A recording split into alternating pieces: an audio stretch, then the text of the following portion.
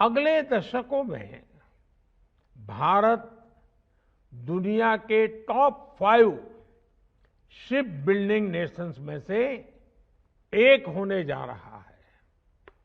हमारा मंत्र है make in India, make for world.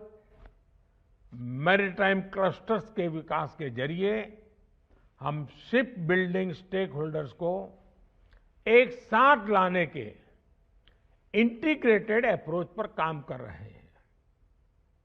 हम आने वाले वक्त में देश में कई स्थानों पर शिप बिल्डिंग और रिपेयर सेंटर्स विकसित करने वाले हैं। शिप रिसाइकलिंग के क्षेत्र में भारत पहले ही ग्लोबली दूसरे स्थान पर है। मैं जब भारत 2047 तक विकसित भारत होने के लक्ष्य पर आगे बढ़ रहा है, आपके लिए ये सुनहरा मौका है।